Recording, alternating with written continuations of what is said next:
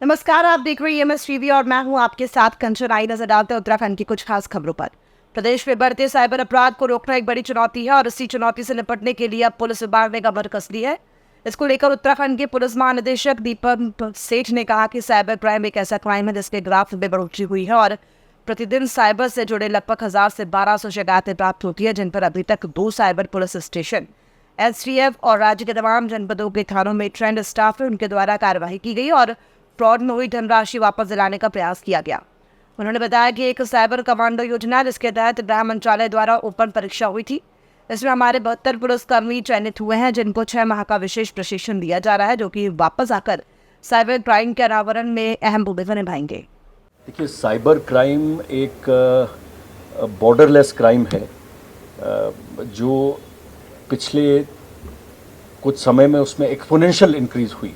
मतलब उसका जो ग्राफ है वो लगातार बढ़ रहा है। प्रतिदिन साइबर से रिलेटेड पूरे राज्य में लगभग 1000 से 1200 कंप्लेंट्स औसत प्राप्त होती हैं। इन पर जो हमारा मैकेनिज़्म है, जो हमारे 2 साइबर पुलिस स्टेशंस हैं और जो हमारी एसटीएफ है, प्लस जो राज्य के जनपद हैं उनके जो थानों में जो ट्रेंड जो हमारे साइबर क्राइम को डील करने के लिए जो ट्रेंड स्टाफ है, उनके द्वारा लगातार इस संबंध में जो पोर्टल्स हैं, जो हमारे सर्विस प्रोवाइडर्स हैं, गेटवेज़ हैं, पेमेंट गेटवेज़ हैं, बैंक्स हैं, उनके साथ समन्वय कर बहुत अधिक संख्या में जो ऐसे मामलों का अनावरण किया है, अभियुक्त गिरफ्तार किए गए हैं और जो उसमें फ्रॉड में जो खोई हुई धनराशि है उसको वापस दिलाने का प्रयास किया है। उत्तराखंड सरकार की नई फिल्म नीति से प्रदेश में फिल्मों के निर्माण में तेजी आई है। उत्तराखंड फिल्म विकास परिषद के मुख्य कार्यकारी अधिकारी सूचना महानिदेशक बंशीधर तिवारी ने बताया कि प्रदेश सरकार द्वारा पारित नई फिल्म नीति में फिल्मों के लिए पहले अधिक अनुदान की राशि को सम्मिलित किया गया है। ओटीटी प्लेटफॉर्म पर रिलीज फिल्मों और वेब सीरीज को भी अनुदान के लिए सम्मिलित किया गया है। उत्तराखंड सरकार ने फिल्म निर्माण को बढ़ावा देने के लिए उत्तराखंड फिल्म नीति लागू की है, जिसके तहत फिल्म निर्माता निर्देशकों को अनुदान प्रदान किया जा रहा है। अनुदान प्राप्त के लिए फिल्म की 75% से अधिक शूटिंग राज्य में होनी चाहिए और इसके लिए फिल्म निर्माताओं को तय समयावधि के भीतर शपथ पत्र दाखिल करना होगा। हम लोगों ने नई फिल्म पॉलिसी बनाई है, उसमें एक तो पहले जो फीचर फिल्म्स हैं उनकी जो सब्सिडी है उसको बढ़ाया गया है, उसको 3 करोड़ तक किया गया है। जो आंचलिक फिल्में हैं उसकी भी सब्सिडी हम लोगों ने 25 लाख से बढ़ा करके 2 करोड़ किया है। साथ ही साथ ओटीटी वेब सीरीज और टीवी सीरियल्स जो निर्माण होते हैं उनको भी हम लोगों ने नई फिल्म नीति के माध्यम से सब्सिडी के दायरे में ले आए हैं। साथ ही साथ जो हमारे कम प्रसिद्ध वाले जगह हैं जहाँ पर फिल्में शूट नहीं होती हैं, नई जगह पर कोई शूट करेगा तो उसके लिए अलग से हम लोगों ने धनराशि की व्यवस्था की है। जो सिंगल विंडो के माध्यम से जो परमिशन है उसको हम लोग क्लियर कर रहे हैं, तो काफ़ी बड़ी संख्या में यहाँ पर फिल्में शूट हो रहे हैं, टीवी सीरियल शूट हो रहे हैं, उसका जो प्रभाव वो दिख रहा है। फिल्म सिटी बनाने की आवश्यकता ही नहीं है। हमारा पूरा उत्तराखंडी फिल्म सिटी है। उत्तराखंड में तो मैं 15-20 साल पहले ये बोल चुका हूँ कि उत्तराखंड में जिस जगह पे खड़े हो जाओ वो जगह शूटिंग की लोकेशन बन जाती है। तो हमें ढांचा बनाने में जो अरबों खरबों लगेगा उतने पैसे में एक और उत्तराखंड राज्य बन जाएगा। तो मेरी नज़र में तो इस बात को मैं बड़े सिरे से ही खारिज कर रहा हूँ। कोई आदमी अपने को प्रभावित करने के लिए या लालच देने के लिए या झूठ बोलने के लिए या झूठा आश्वासन देने के लिए या आपकी कल्पनाओं को आपके मरते दम तक बरकरार रखने के लिए ऐसी बातें कर सकता है। लेकिन मैं अपने 35 सालों के वर्ष के बाद, ये अनुभव के बाद ये कह सकता हूँ कि हमारे यहाँ फिल्म सिटी की आवश्यकता है। उस तरह पे पैसा खर्च करके तो नहीं है। मुख्यमंत्री पुष्कर सिंह धामी ने कहा कि धार्मिक छेड़छाड़ किए बिना उत्तराखंड में वक्फ की एक इंच भूमि की जांच और देखभाल की जाएगी। वक्फ संशोधन से सरकार इसका उपयोग गरीब, पसमानदा भाइयों और मुस्लिम बहनों के कल्याण में करेगी। वहीं वक्फ बोर्ड में हुए संशोधन के बाद भाजपा जगह जगह कार्यशाला आयोजित कर मुसलमान को वक्फ बोर्ड से होने वाले लाभ बता रही है। वहीं कांग्रेस ने वक्फ बोर्ड संशोधन पर सवाल उठाया। बतौर वक्फ बोर्ड अध्यक्ष शादाब शम्स ने कहा कि कांग्रेस प्रदेश में भ्रम फैला रही है और कह रही है कि जिस प्रॉपर्टी को वक्फ में दर्ज करने की बात कही गई थी उसे वहां दर्ज नहीं किया जाएगा। आगे उन्होंने कहा कि बोर्ड में जो बदलाव आया है इसमें जिस संपत्ति को वक्फ बोर्ड में दर्ज करना है, पहले जिलाधिकारी के माध्यम से उसकी जांच की जाएगी कि उसे संपत्ति पर कोई विवाद नहीं है, तब उस संपत्ति को फिर वक्फ बोर्ड में दर्ज किया जाता है। वाट्रा बिल्कुल सही तरीके से वक्फ बोर्ड में आई संपत्ति की जांच करते हुए उसे वक्फ बोर्ड में शामिल करेगी।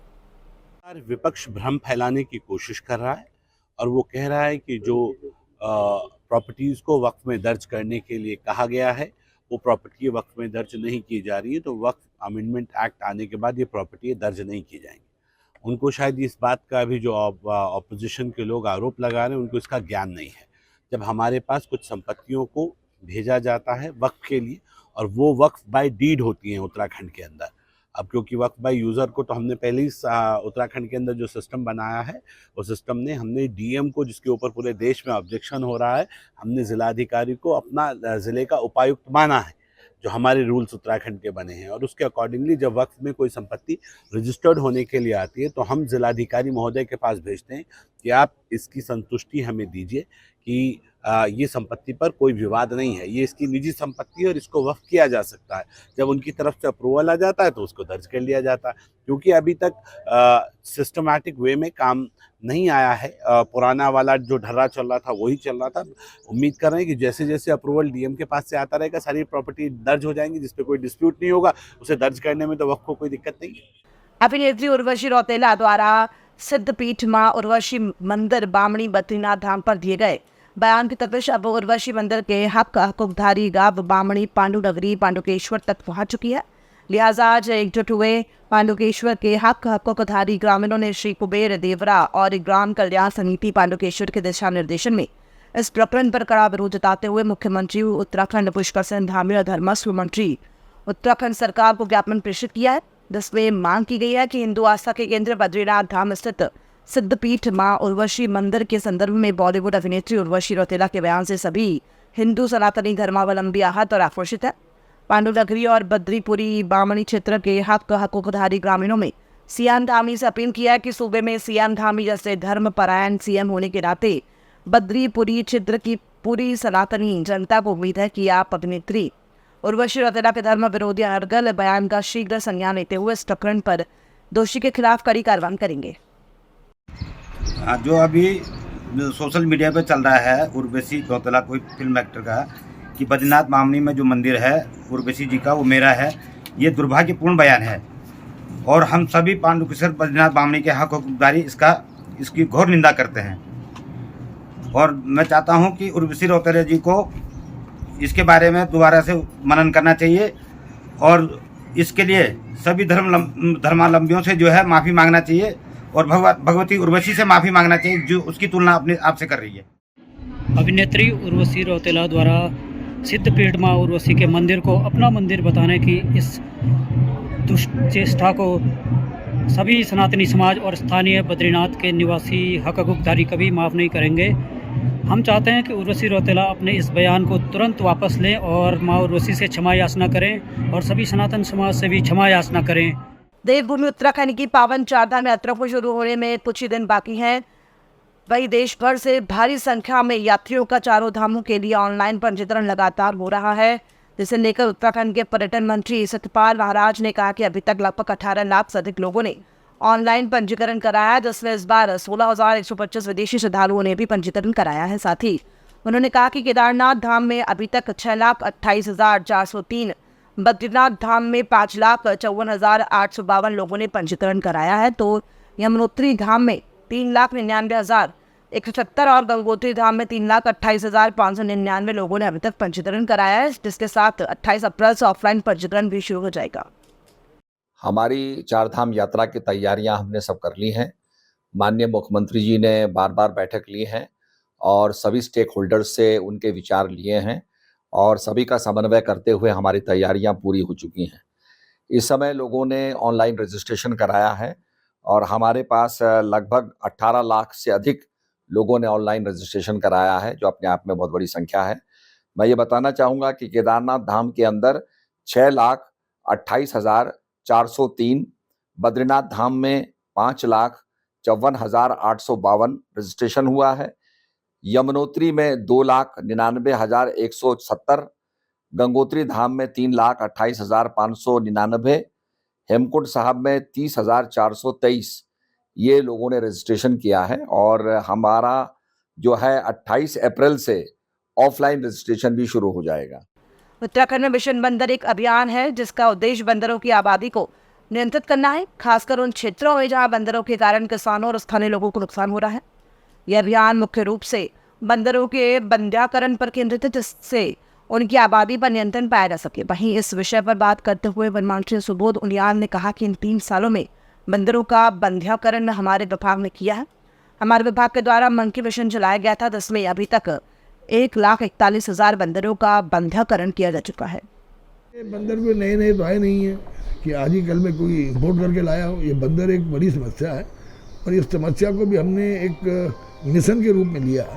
और इसका कारण था कि जो मंकी मिशन आज से 10 वर्ष पूर्व बना था, उस मंकी मिशन में 3 वर्ष में जितने बंदरों का बंध्याकरण किया गया उस 7 वर्षों में उससे कई गुना ज़्यादा हमने 3 वर्षों में करके दिखाया। आज तक हम 1,41,000 बंदरों का बंध्याकरण कर चुके हैं और 7 वर्षों में मुश्किल 40,000 बंदरों का बंध्याकरण किया गया था। तो वो इसमें ये लॉन्ग टर्म प्लानिंग के तहत ही चल रही है। देखिए, तत्काल इस व्यवस्था को खत्म रोका नहीं जा सकता बंदरों के आतंक को।